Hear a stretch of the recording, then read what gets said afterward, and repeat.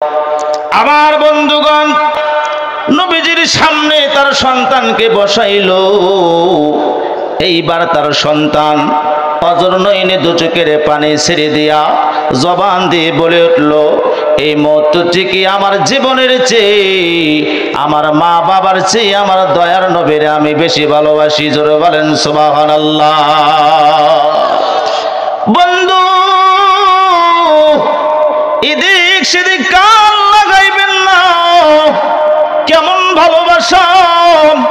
এইবার ছোট্ট সাহাবী 3 দিন হয় খানা খায় না, কিন্তু দয়ার নবীজির চেহারা দেখার পর থেকে বলতেছে, আব্বা জান গো, এই মুহূর্তে আমি বলে দিলাম আমার জীবনের চেয়ে, আমার মা বাবার চেয়ে আমার দয়ার নবীরে আমি বেশি ভালোবাসি। জোরে বলেন সুবহানাল্লাহ। আমার বন্ধুগণ, গভীর মনোযোগ দিয়ে শুনবেন। এইবার এই আওয়াজের কণ্ঠটা দয়ার নবীজির কানে পৌঁছে গেল। দয়ার নবীজি ডাক দিয়া বললেন, কে আওয়াজ দিয়ে কথা বললেন? দাঁড়িয়ে যাও। সাহাবীরা অবাক লাগা গেল। আমার বন্ধুগণের ছোট্ট সাহাবী দাঁড়াইয়া দু চোখের পানি ছেড়ে দিয়া ডাক দিয়া বলতেছেন, ইয়া রাসূলুল্লাহ, ইয়া হাবিবাল্লাহ, আমি বলেছি আমার জীবনের চেয়ে, আমার মা বাবার চেয়ে আপনার আমি বেশি ভালোবাসি। জোরে বলেন সুবহানাল্লাহ। বন্ধুরে, গভীর মনোযোগ দিয়ে শুনবেন, এদিক সেদিক কান লাগাইবেন না। এইবার দয়ার নবীজি দাঁড়াইয়া ওই ছোট্ট যুবককে কাছে ডাইকা বলতেছেন, ও যুবক, তুমি কি বলছিল? এইবার ছোট্ট যুবক ডাক দিয়ে বলতেছেন, ইয়া রাসূলুল্লাহ, ইয়া হাবিবাল্লাহ, আমি বলেছি আমার জীবনের চেয়ে, আমার মা বাবার চেয়ে আপনারা আমি বেশি ভালোবাসি। আল্লাহর পয়গম্বর দু চোখের পানি ছেড়ে দিয়া ডাক দিয়া বলতেছেন, ছোট্ট যুবক রে, তাহলে তোমাকে একটা ছোট্ট পরীক্ষা দিতে হবে। আমার বন্ধুগণ, সাহাবীরা তাক লাগিয়ে আছে গো, কি পরীক্ষা হবে গো? এইবার ছোট্ট সাহাবীকে ডাক দিয়া বললেন, ও আমার ছোট্ট সাহাবী, তোমার কোমর ওইটা কি দেখা যায়? সঙ্গে সঙ্গে কোমর থেকে তরবারিটা বের করে দয়ার নবীজির হাতে উঠিয়ে দিলেন। দয়ার নবীজি হাতে পাইয়া, তরবারি খানা হাতে পাইয়া ডাক দিয়ে বলছে, ছোট্ট যুবক, তুমি না কি বলেছিলা? তুমি আবার জবান দিয়ে বলো। এইবার ছোট্ট যুবক ডাক দিয়া বলতেছেন, ইয়া রাসূলুল্লাহ, আমি বলেছি আমার জীবনের চেয়ে, আমার মা বাবার চেয়ে আপনার আমি বেশি মহব্বত করি। জোরে বলেন সুবহানাল্লাহ। আল্লাহর পয়গম্বর এই ছোট্ট যুবককে বলতেছেন, ও যুবক, নাও তরবারি হাতে নাও, এই তরবারি লইয়া তোমার বাবার নিকটে তুমি চইলা যাও। এইবার ছোট্ট যুবক ডাক দিয়া বলতেছেন, ইয়া রাসূলুল্লাহ, এইটা দিয়ে আমি কি করব? এবার দয়ার নবীজি ডাক দিয়া বললেন, তুমি না বলেছিল তোমার বাবার চেয়ে তুমি আমারে বেশি ভালোবাসো? ওই যে তোমার বাবা দাঁড়িয়ে আছে, এই তরবারি লইয়া তোমার বাবার কল্লাটা কাইটা যদি তুমি আমার হাতে আইনা দিতে পারো, তাহলে আমি বুঝে নেব তুমি তোমার মা বাবার চেয়ে, জীবনের চেয়ে, তোমার বাবার চেয়ে তুমি তোমার নবীরে বেশি ভালোবাসো। আমার প্রশ্ন হলো, ভাইজান, পরীক্ষাটা ছোট হইল না বড় হইল রে বাবা? বড় হইল না? এই ময়দানে যদি এই ঘোষণা হয়, আপনার সন্তানকে যদি বলা হয় তোমার বাবার কল্লাটা কাইটা নিয়ে আসো, এইটা শোনা মাত্র আপনার আমার বাবা ময়দান থেকে পলায়ন করবে। কথা বলেন ঠিক কিনা? যেমন সন্তান সাহাবী, তার বাবা সাহাবী। এইবার তার বাবা আল্লাহকে ডাক দেবে, আল্লাহ, আমি যদি এখান থেকে পলায়ন করি তাহলে আমার সন্তান পরীক্ষার পাশ করতে পারবে না। আমার সন্তান কোনোদিন নবীর দরবারে আসে নাই, আজকে প্রথম আসলো। আল্লাহ গো, আমি পালায়ন করতে পারবো না। আমার সন্তানের প্রতি আল্লাহ আমার দয়ার নবীজির মহব্বত তার ভিতরে পয়দা হয়েছে, সে একজন নবীর একজন খাঁটি আশিক হয়ে গেছে। আল্লাহ, আমি যা চেয়েছিলাম আমি তা পেয়েছি। এইবার তার বাবা দু চোখের পানি ছেড়ে দিয়ে আল্লাহকে ডাক দেব, আল্লাহ আমার দয়ার নবীজির জন্য আমার সন্তানের হাতে আমি কুরবানি হতে চাই। জোরে বলেন সুবহানাল্লাহ। পাইলেন লাই গো নবী, পাইলেন লাই, বলন পাইলেন লাহি গো নবী। ওই কদমে চুমো খাবো আমি, ওই কদমে চুমো খাবো, চরণ ধুলি মাখবো গায়ে। পাইলেন লাহি গো নবী, পাইলেন লাই, বলন পাইলেন লাহি গো নবী, পাইলেন লাই। জোরে বলেন মারহাবা। বন্ধুরা রে,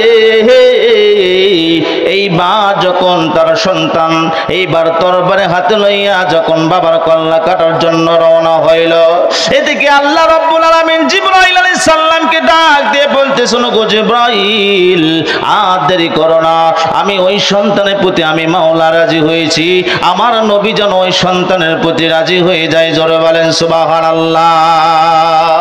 আমার বন্ধুগণ গভীর মনোযোগ দিয়ে শুনবেন, এদিক সেদিক কান লাগাইবেন না। আপনাদের জন্য আমার সামনে করুন আলোচনা আছে রে বাবা। আপনার বন্ধুগণ মনোযোগ দিয়ে শোনার চেষ্টা করবেন বাবাজিরা আমার। এইবার অলঙ্গ তরবারি লইয়া যখন বাবার কল্লা কাটার জন্য রওনা হইল, হাজার হাজার সাহাবী তাক লাগে আসি। আল্লাহ, এই ছোট্ট সন্তান কি আল্লাহ পরীক্ষায় পড়ে গেল। আল্লাহ, আমার বন্ধুগণ দয়ার নবীজি তাকে আসি। কিছুক্ষণ পর জিবরাইল সাল্লাম দয়ার নবীজির সামনে এসে বইলা দিলেন। আল্লাহর পয়গম্বর ডাক দিয়ে বললেন, ওরে যুবক, ওই জায়গায় দাঁড়িয়ে যাও, আর তোমার বাবার কল্লা কাটা লাগবে না। নবীজি দুইটা হাত বাড়াইয়া দিল গো, আর সন্তানকে ডাক দিছে, ও ছোট্ট যুবক, তুমি আমার বুকে আসো। মাওলা রাজি হয়েছে, আমি তোমার প্রতি রাজি হয়ে গেলাম। জোরে বলেন সুবহানাল্লাহ। আমার বন্ধুগণ দেখেন নবীর প্রতি কেমন ভালোবাসা, নিজের জীবনটা বিলিয়ে দিতে চায়, মা বিলিয়ে দিতে চায়, বাবা বিলিয়ে দিতে চায়। আর আমরা কেমন নবীর উম্মত হইলাম গো। নবীর জন্য আমরা সুন্নত যে নবীজি দিয়ে দিয়েছেন, নবীর আদর্শে আমাদের জীবন গড়াইতে হবে, সে আদর্শ মেনে চলতেছি না। নবীর তরিকা অনুযায়ী জীবনটা গড়াইতে হবে, আমরা সেই তরিকা অনুযায়ী জীবন গড়াইতেছি না। আমার বন্ধুগণ, তোমার আমার নবী কাল কিয়ামতের ময়দানে সবাই যখন ইয়া নাফসি নাফসি বলবে, আপনার আমার নবী সিজদায় পড়ে এই উম্মতের জন্য কাঁদবেন। কথা বলেন ঠিক কিনা? এই দয়ার নবীর প্রতি আমাদের ভালোবাসা দরকার আছে কিনা? আমার বন্ধুগণ গভীর মনোযোগ দিয়ে শুনবেন। এইবার তার সন্তানকে লইয়া যখন দয়ার নবীজির সামনে যখন চইলা গেল, দয়ার নবীজি ডাক দেয়া বললেন, ওগো সাহাবী, তোমার সন্তানকে তুমি বাড়িতে নিয়ে রওনা দাও। আমার বন্ধুগণ যখন তার সন্তানকে লইয়া যখন বাড়ির দিকে রওনা হইল, বাবা খুশি। বাড়িতে আইসা যখন তার বাবা তার স্ত্রীকে যখন সব ঘটনা খুলে বলল, তার স্ত্রী খুশি হইয়া আল্লাহর দরবারে ডাক দেব, আল্লাহ, আমি যেভাবে চেয়েছিলাম আমার সন্তান সেইভাবে পরীক্ষায় পাশ করে এসেছে। আল্লাহ, আমি মা খুশি হইয়াছি। আমার বন্ধুগণ গভীর মনোযোগ দিয়ে শুনবেন। সন্তান এইভাবে কিছুদিন যাওয়ার পর তার গায়ে যখন প্রচন্ড জ্বর বাঁধলো, আমার বন্ধুগণ এই জ্বরের কারণে বিছানায় পড়ে গেল, বিছানা থেকে আর উঠতে পারে না। এইবার তার সন্তান তার মা বাবাকে ডাক দেয়া বলতেছেন, মা গো, আমার মন থেকে বলে আমি হয়তো আর বেশি দিন বাঁচবো না মা। এই কথা কথা যে সন্তান যদি মার সামনে যদি বলে মা আমি আর বেশি দিন বাঁচবো না, কোনো মা মেনে নিতে চাবে না। তার মা গলা কাটা মুরগির মতো সন্তানের পাশে পয়সা সব পাঠাইতেছে আর বলতেছেন বেটা তুমি বারবার কি বলো। আমার বন্ধুগণ গভীর মনোযোগ দিয়ে শুনবেন। তারপরও তার সন্তান ডাক দিয়ে বলতেছেন মা গো আমার মন থেকে বলা হয়তো আমি আর বেশি দিন বাঁচবো না, বাবার মন মানে না। এইবার মা দু চোখের পানি ছেড়ে দিয়া সন্তানের গলা জড়াইয়া কান্দে আর বলে বেটা রে আর বলিস না, তোর মার কলিজায় আঘাত লাগে। আমার বন্ধুগণ এইবার সন্তান ডাক দিয়ে বলতেছেন মা ওগো আমার আব্বু আমি যদি দুনিয়া থেকে বিদায় হয়ে যাই আমার একটা আপত্তি আপনাদেরকে মানতে হবে। এইবার তার বাবা ডাক দিয়া বললেন বেটা তুমি কি বলতে চাও।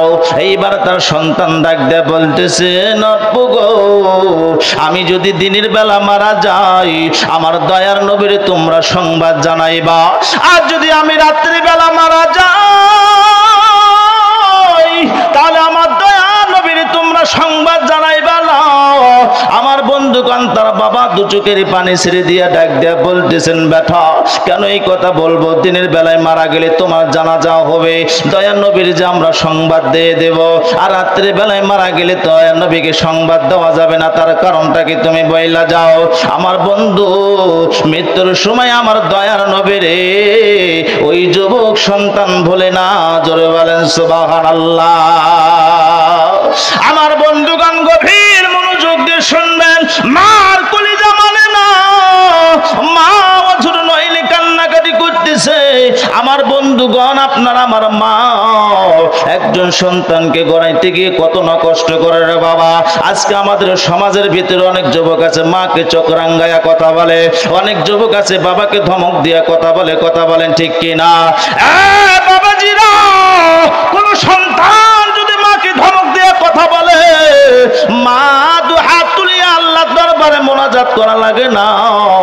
মার কলিজায় যদি আঘাত লাগে রে বাবা আমার এই আঘাতের খবর আমার মাওলা পাক জানে, কথা বলেন ঠিক কিনা। আমার বন্ধুগণ যেহেতু মার আলোচনা শুরু হয়ে এসে গিয়েছে আমার একটা ছোট্ট একটা আমার ঘটনা মনে পড়ে গেল।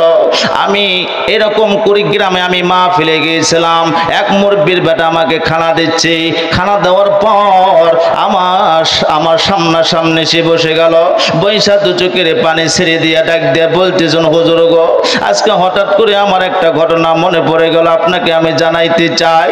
আমি বললাম চাচমিয়া তুমি বলো কি বলতে চাও। ওই চাচমিয়া দু চোখের পানি ছেড়ে দিয়া একটা ঘটনা আমার শোনাইলো। আমি শোনার পর আমি নিজেও কেঁদে ফেললাম। আমার বন্ধুগণ এই ঘটনাটিকে আপনাদেরকে জানাইবো বাবা, বলবো। আমার বন্ধুগণ সেই কুড়িগ্রামের ঘটনা। আমার বন্ধুগণ একজন গরিব মা আল্লাহর দরবারে নিয়ত করেছে আল্লাহ আমার গর্ভে যদি একটা ছেলে সন্তান হয় আমি এইটা মাদ্রাসায় ভর্তি করে দেব। মার তো আল্লাহর দরবারে কবুল হয়ে গেল। বাবাজিরা রে এদিক সেদিক কান লাগাইবেন না ওর যুবক ভাইয়েরা, মাকে কষ্ট দেওয়া যাবে না। দেখেন আপনার দিলটা নরম করতে পারেন কিনা, দু চোখের পানি ফেলাইতে পারেন কিনা। এইবার ওই জনম দকুনের মার তো আল্লাহর দরবারে কবুল হয়ে গেল। আমার বন্ধুগণ আল্লাহ রব্বুল আলামিন সেই মার গর্ভে একটা না দুইটা সন্তান দান করেছে, জোরে বলেন সুবহানাল্লাহ। আমার বন্ধুগণ যমজ সন্তান দেখতে প্রায় একই রকমই দেখা যায়, দুইটা ছেলে সন্তান। আমার বন্ধুগণ আপনারা বেশিরভাগই দেখবেন দুইটা যমজ সন্তান যে ছেলে সন্তান হয় বেশিরভাগই কিন্তু নাম রাখা হয় হাসান আর হোসাইন, কথা বলেন ঠিক কিনা। তার মা সন্তান দুইটার নাম রাখলেন হাসান আর হোসাইন। আমার বন্ধুগণ সামনে করুণ কাহিনী আসতেছে বাবা, দেখুন তো দিলটা নরম করা যায় কিনা, দু চোখের পানি ফেলান যায় কিনা। বন্ধুরে আমার মন থেকে হয়তো আজকের মাহফিলটা আল্লাহর দরবারে কবুল হয়ে যেতে পারে। আল্লাহর দরবারে যদি এই মাহফিলখানা কবুল হয় হয়তো এই মাহফিলের ওসিলায় আমাদের জন্য নাজাতের ওসিলা বানায়া দিতে পারেন, জোরে বলেন মারহাবা। আমার বন্ধুগণ গভীর মনোযোগ দিয়ে শুনবেন। এইবার জনম দুখুনি মা দুইটা সন্তান পাই আল্লাহর দরবারে শুকর আদায় করলেন। এবং গভীর রাত্রে তার স্বামী যখন বাসায় ফিরলেন, এবার তার স্ত্রী তার স্বামীর গলা ধইরা বলতেছে, প্রাণের স্বামী গো, আমি একটা নিয়ত করেছি আপনারে আমি জানাই নাই। এইবার তার স্বামী ডাক দেয়া বলতেছেন, প্রাণের স্ত্রীর সমস্যা নাই, তুমি বইলা দাও। এইবার দু চোখের পানি ছেড়ে দিয়া ডাক দেয়া বলতেছেন, প্রাণের স্বামী গো, আমি আল্লাহর দরবারে নিয়ত করেছিলাম আমার একটা যে ছেলে সন্তান হয় আমি মাদ্রাসায় লেখাপড়া করাইব, কিন্তু আল্লাহ রাব্বুল আলামিন একটা নয় দুইটা সন্তান আমারে দান করেছি। আমি দুইটা সন্তানকে আমি মাদ্রাসায় লেখাপড়া করাইব। আমি হাফেজ সাহেবের মা হতে চাই। আমি যেদিন মারা যাব আমার সন্তান জানাজা করবে, আমার জন্য দুই কানা হাত বাড়ায় আল্লাহর দরবারে দোয়া করবে। আমার বন্ধুগণ, এই কথা যখন স্বামীর কানে চইলা গেল, স্বামী দু চোখের পানি ছেড়ে দিয়ে ডাক দেয়া বললেন, প্রাণের স্ত্রী রে, আমরা এত গরিব, আমরা দুইটা সন্তানকে আমরা সেইভাবে কি লেখাপড়া করাইতে পারবো? আমার মন বলে আমরা হয়তো পারবো না। তার স্ত্রী দু চোখের পানি ছেড়ে দিয়া ডাক দিয়া বলতেছে, প্রাণের স্বামী গো, আপনি কোনো চিন্তা করবেন না, আমরা ঢাকা শহরে চলে যাব, আমি বাসা বাড়িতে আমি কর্ম করব, আর তুমি সারাদিন রিক্সা চালাইবা। দেখবা যে স্বামী স্ত্রী যদি আমরা কর্ম করি তাহলে দেখা যাবে আমাদের সন্তানের লেখাপড়া সুন্দর হবে। প্রাণের স্বামী গো, আপনি আর আপত্তি করবেন না। এইবার স্বামী রাজি হইয়া গেল। এইবার সন্তান লইয়া তারা গ্রাম থেকে এরকম শহরে চলে গেল। আমার বন্ধুগণ, তার মা অন্যের বাড়িতে কর্ম করে এবং তার স্বামী প্রতিদিন রিক্সা চালায়। বন্ধুরে, এইবার তার দুইটা সন্তান যখন মাদ্রাসায় ভর্তি করে দেওয়া হলো, আমার বন্ধুগণ গভীর মনোযোগ দিয়ে শুনবেন, এদিক সেদিক কান লাগাইবেন না।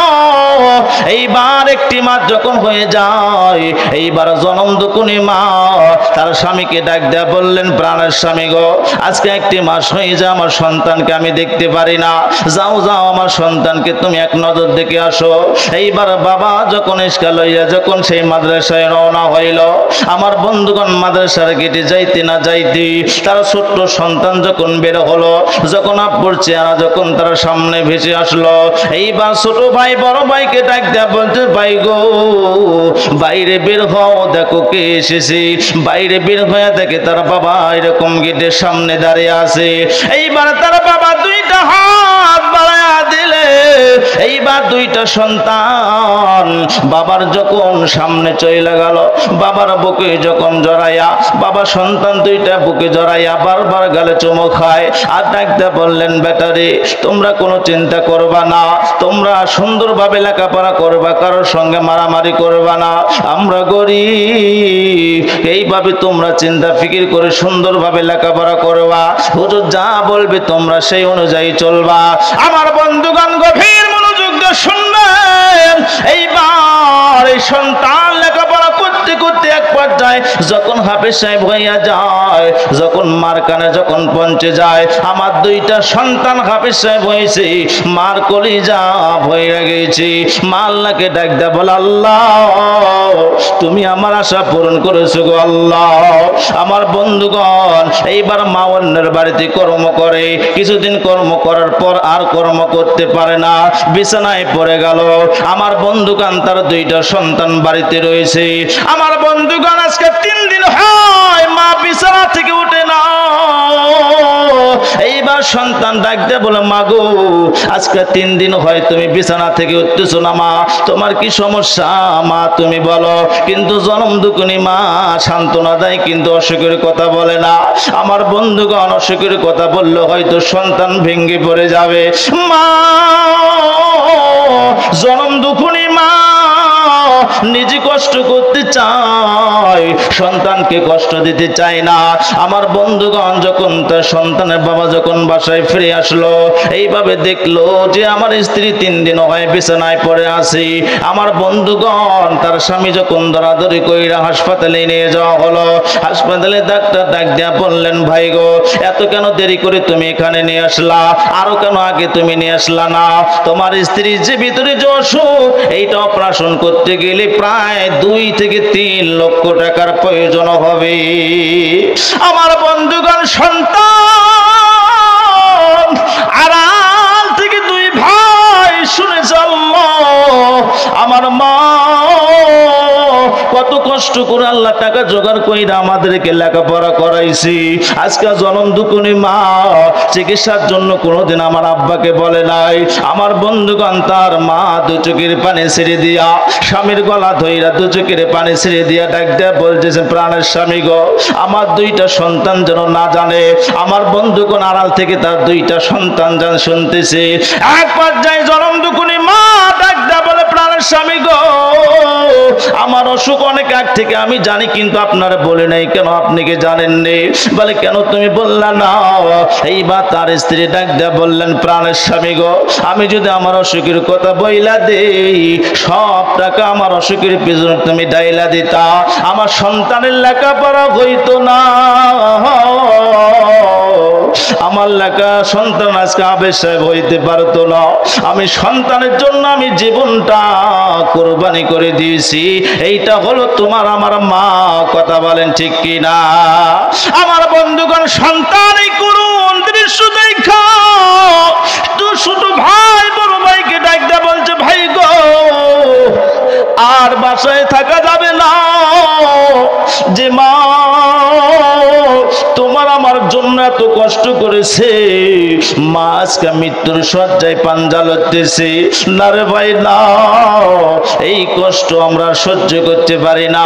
চলো আমরা যে মাদ্রাসায় লেখাপড়া করেছি সেই মাদ্রাসার পাশে একটা মসজিদ আছে, বড় একটা মসজিদ আছে। আর 2 দিন পরে এইরকম তারাবি নামাজ শুরু হয়ে যাবে। সেই মসজিদে আজকে 10 জন হাফেজ সাহেবকে নিয়ে করা হয়েছে। এই 10 জন হাফেজ সাহেবের মধ্যে যার তেলাওয়াত সুন্দর হবে, যার পড়া ভালো হবে, যার কণ্ঠ সুন্দর হবে, 2টা হাফেজ সাহেব এই সেই জায়গায় তারাবি নামাজ আদায় করবে। বন্ধুরে,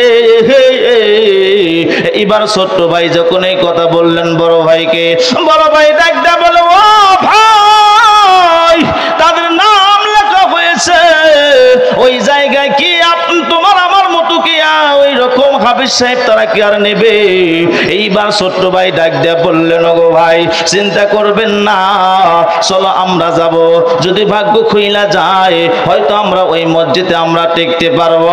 বন্ধুরে, ছোট ভাই আর বড় ভাই মিলে যখন দৌড় দিল সেই মসজিদের নিকটে, আমার বন্ধুগণ যাইতে যাইতে যখন মসজিদের নিকটে পৌঁছে গেল, যাইয়া দেখে 10 জন হাফেজ সাহেবকে নিয়ে করা হয়েছে। এখন তার মধ্যে পরীক্ষা নিরীক্ষা নেওয়া হয়েছে। তার মধ্যে এখন 2 জন হাফেজ সাহেবকে নির্বাচন করবে। এই 10 জনের ভিতরে নির্বাচন করবে। এখন 2 জন হাফেজ সাহেবকে নেবে। ভাইজান, যার পড়া সহি হবে, যার তেলাওয়াত সুন্দর হবে, এই 2টা হাফেজ সাহেব নেবে। তারা তারাবির নামাজ আদায় করবে। আমার বন্ধুগণ, তার আগ মুহূর্তে এই 2টা সন্তান সেই মসজিদের সামনে হাজির হয়ে যায়। আমার বন্ধুগণ, মসজিদের সামনে যখন হাজির হয়, রে বাবা, আপনারা গভীর মনোযোগ দিয়ে শুনবেন, এদিক সেদিক কান লাগাইবেন না। আমার বন্ধুগণ, গভীর মনোযোগ।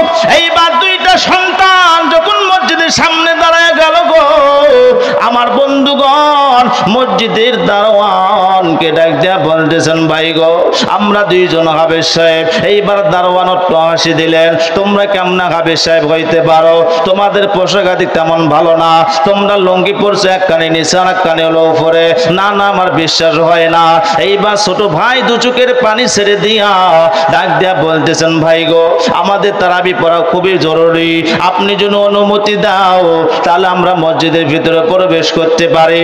এইবার দারোয়ান ডাক দেয়া বলতেছেন, ঠিক আছে, তোমরা এখানে দাঁড়াও, আমি ইমাম সাহেবকে বলবো, সে যদি অনুমতি দেয় তাহলে তোমাদেরকে আমি ভিতরে ঢুকাবো। আমার বন্ধু গভীর মনোযোগ দিয়ে শুনবেন। এইবার এই বেচারা মসজিদের ভিতরে ঢুইকা ইমাম সাহেবের কানে কানে বলতেছে, হুজুর গো, 2টা হাফেজ সাহেব সামনে দাঁড়িয়ে আছে, গেটের সামনে দাঁড়িয়ে আছে, তারাও নাকি ইন্টারভিউ দেবে। আমার বন্ধুগণ, ওখানে অনেক হাফেজ সাহেব ছিল। একজন হাফেজ সাহেব আর একজন হাফেজ সাহেবকে এরকম তেলাওয়াত শুনতেছে, পরীক্ষা নিরীক্ষা নিতেছে। রে বাবা, গভীর মনোযোগ দিয়ে শুনবেন আপনারা। এইবার সেই যে একজন আল্লাহওয়ালা হক্কানি আলেম ছিলেন, এই কথাটা তার কানে যখন পৌঁছে গেল, ওই আল্লাহওয়ালা হক্কানি ডাক দেয়া বলতেছেন, ও ইমাম সাহেব, যে 2টা হাফেজ সাহেব বাইরে দাঁড়ায় আছে তাদের কি ফেরত দেওয়া যাবে না? কারণ তাদের ভিতরে আল্লাহর কোরআন তাদের সিনার ভিতরে রয়েছে। তারা যদি মন খারাপ করে চলে যায় এইটা আমাদের বেয়াদবি হয়ে যাবে। না না না, ওই দুইটা হাফেজ সাহেবকে তোমরা আমার সামনে আইনা দাও। আমার বন্ধুগণ, দুইটা হাফেজ সাহেব যখন মসজিদের ভিতরে ঢোকানো হলো, সবাই দেখে চমকে গেল, হায় রে, এই দুইটা কেমন করে হাফেজ সাহেব হইতে পারে? তাদের পোশাক তেমন ভালো না, এরকম লুঙ্গি পরেছে, এক কানে নিচে আর এক কানে উপরে, তারা দেখে বিশ্বাস করতে পারে না। এই বা তারা ডাক দিয়া বলতেছেন, বাবা তোমরা চলে যাও, এখানে 10 জন হাফেজ সাহেবের মধ্যে 2 জনকে আমরা নিয়ে নেব। আমার বন্ধু এইবার ছোট্ট ভাই দু চোখের পানি ছেড়ে দিয়া ডাক দিয়া বলতেছেন, হুজুর গো, আপনারা যদি ধৈর্য ধারণ করে থাকতে পারেন, আমরা 2 ভাই কোরআনের ফাঁস থেকে লাশ পর্যন্ত আমরা দাঁড়াইয়া এখানে খতম করে শোনাইতে পারি। জোরে বলেন সুবহানাল্লাহ।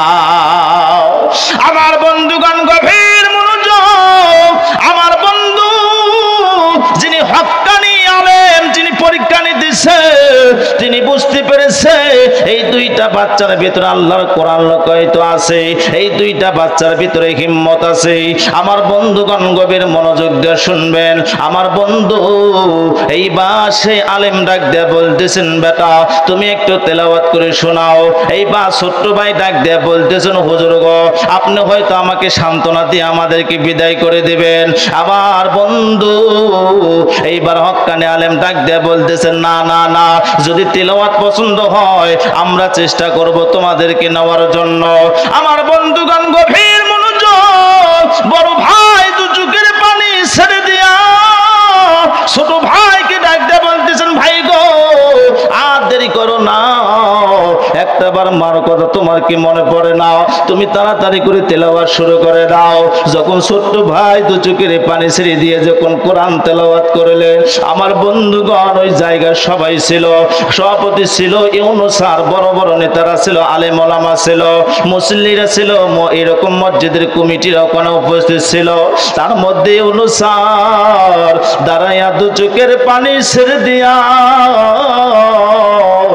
ওই সন্তানকে বুকে লইয়া বারবার গালে চুমু খায়া ডাক দিয়া বলতেছেন, ও সভাপতি সাহেব গো, আমি এই 2টা সন্তানকে আমার পছন্দ হয়েছে, কারণ আমি যখন মক্কা মদিনায় যাই যেভাবে কোরআন তেলাওয়াত করেছি, এইরকম কোরআন তেলাওয়াতের সুর আমি মক্কা মদিনায় পেয়েছি। জোরে বলেন সুবহানাল্লাহ। আমার মনে লেগে গেছে এই 2টা সন্তানকে নেওয়া হবে। আমার বন্ধুগণ সভাপতি সাহেব দু চোখের পানি ছেড়ে দিয়া, আমি জীবনে এত সুন্দর তেলাওয়াত কোনোদিন শুনে নাই।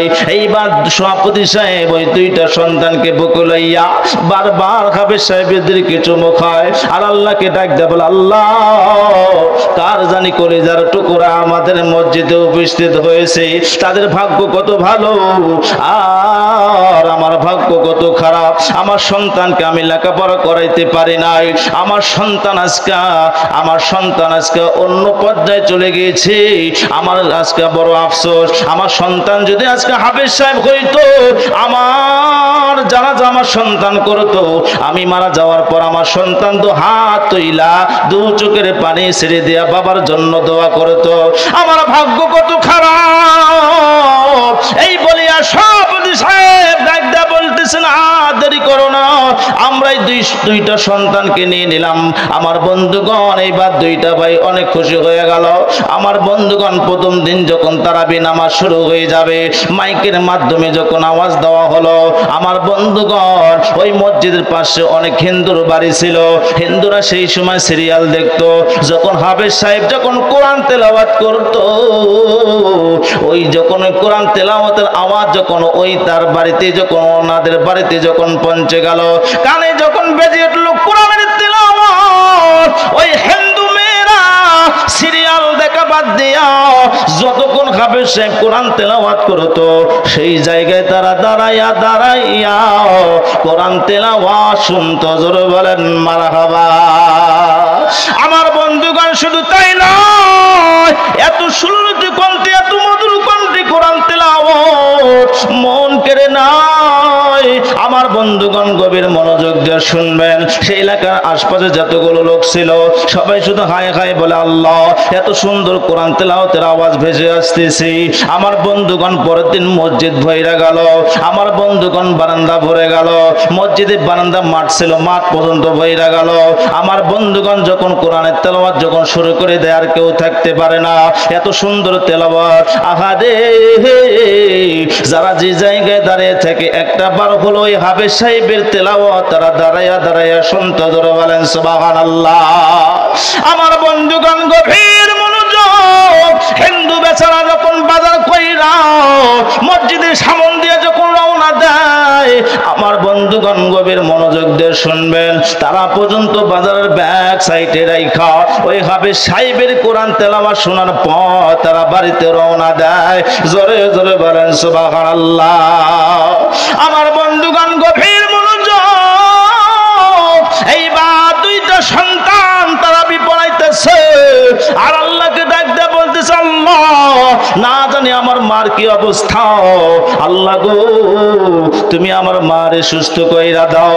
প্রতিদিন নামাজ পড়া মার জন্য দোয়া করে, এদিকে মা বড় অসুস্থ হইয়া যায়।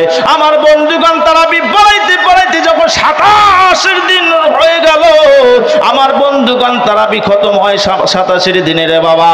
আমার বন্ধুগণ এবার দুইটা হাফেজ সাহেব বিদায় নেবে, কিন্তু তার বাড়ির এই করুণ হাল এই মুসল্লিরা জানে না। আমার বন্ধু যেই দিন 87 দিন হয়ে গেল রে বাবা, এইবার মসজিদের আঙ্গিনায় মুসল্লিরা উপস্থিত, কমিটিরা উপস্থিত, এইবার মুসল্লিরা ভেঙ্গে চুরে আসতেছে।